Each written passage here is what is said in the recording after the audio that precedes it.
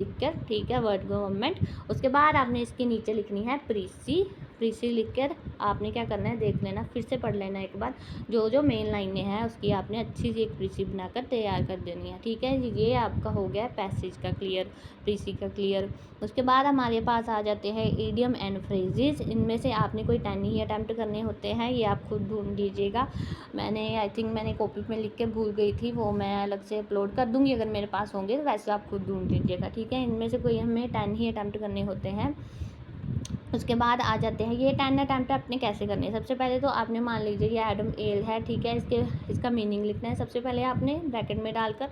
उसके बाद आपने इसका एक सेंटेंस क्रिएट कर देना है। आप जब भी एग्ज़ाम देने जाओ ना, मेरी एक आपको हिदायत है कि आप ये जो है ना लाइन है, ये अच्छे से आप याद कर लेना, ठीक है। अगर आप ये नहीं पढ़ते हो, मान लीजिए आप सीधा इसका आंसर 1 लाइन ही लिखना है, बट उन्होंने बताया भी है बीच में कि इनका सेंटेंस भी क्रिएट करना है, ठीक है। ये नहीं है कि आपने ये देखा नहीं हो, सिर्फ इसका मीनिंग लिख कर आ गए, तो आपका गलत हो जाएगा।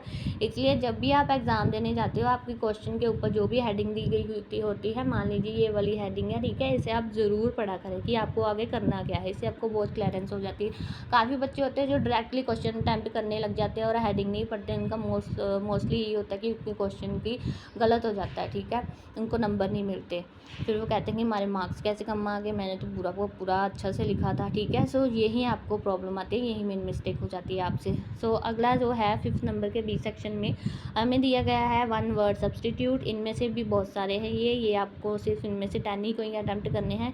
इनका जो है मैंने ये सारे आंसर लिखे गए हैं, ठीक है, आप देख लीजिए एक बार, ठीक है। ये आप देख लेना, सारे के सारे मैंने ये आंसर लिखे। इनको आपको सेंटेंस में क्रिएट करने के लिए नहीं बोला गया है, सिर्फ इनके मीनिंग ही लिखने के लिए बोला गया है। सो आप ये लिख देना, ठीक है।